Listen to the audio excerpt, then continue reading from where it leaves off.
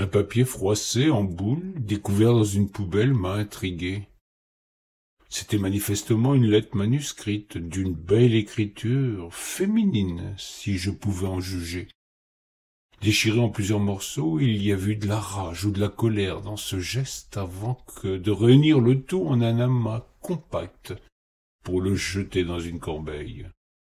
Je ne pus résister à l'envie de reconstituer les morceaux pour y découvrir un message qui me laissa d'abord pantois, avant que de titiller ma curiosité au point de reconstituer, ou plus sûrement d'inventer une histoire dont je ne savais véritablement rien. Sans que je sache vraiment pourquoi, j'ai eu le désir, non d'en découvrir plus, c'était impossible, mais plus sûrement d'en recréer son histoire. J'ai récupéré la lettre et m'en suis approprié son contenu. Ai-je fait fausse route? Me suis-je fourvoyé? Je n'en saurais jamais rien sans doute, tout en vous livrant ma version d'une histoire qui restera à jamais lettre morte. Il advint qu'une petite fille, belle comme une princesse, grandit dans un cocon auprès de parents aimants, d'une petite sœur et d'un grand frère affectueux. Elle avait des étoiles plein les yeux, et c'est cette naïveté qui ne la mit pas en garde contre les choses-trappes de l'existence. Du reste, pourquoi s'en faire quand pour elle tout n'était que félicité et bonheur? Choyée, elle n'éprouvait pas le besoin de quitter le giron familial.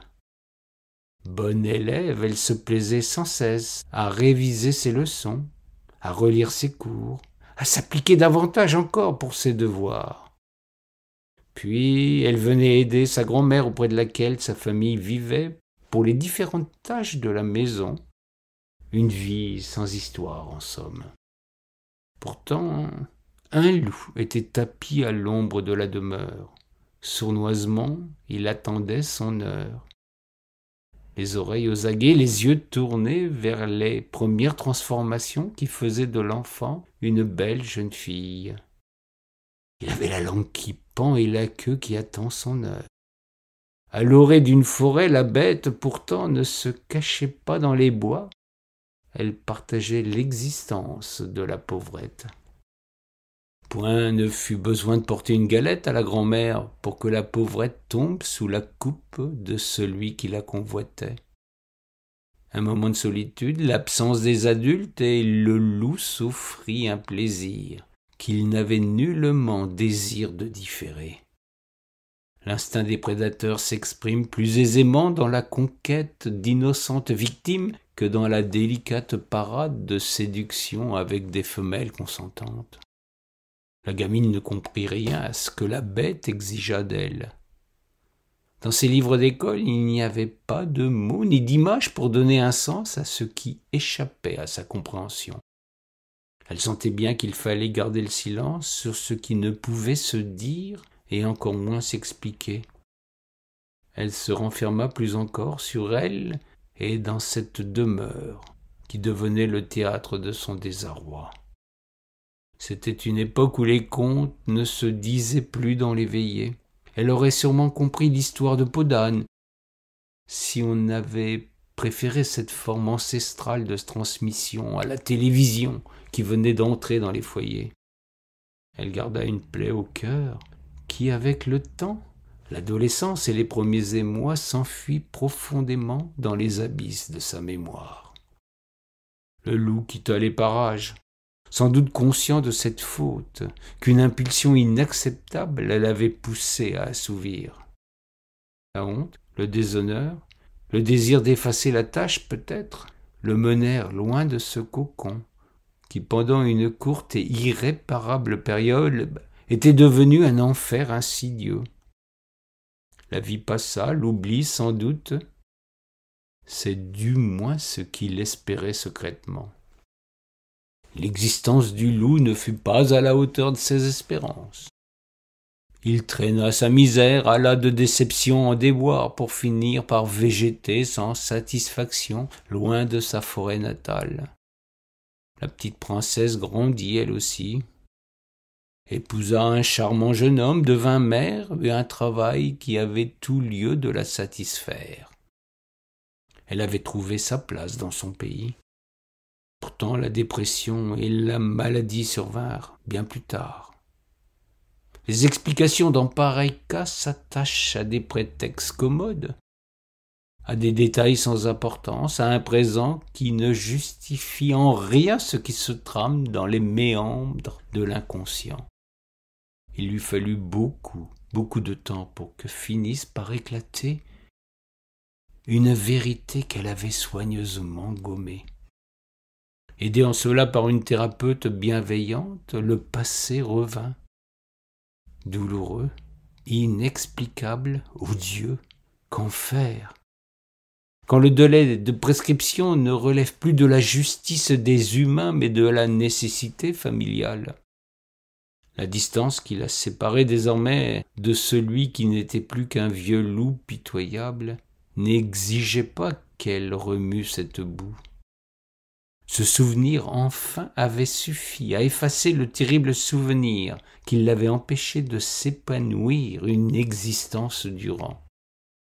Elle choisit le silence, pensant qu'elle pourrait briser l'existence de ce loup qui avait abîmé la sienne. Elle eut cette force de pardonner. Pas un pardon qui devient rédemption, mais un pardon qui se charge d'un lourd mépris, d'une pitié sans empathie.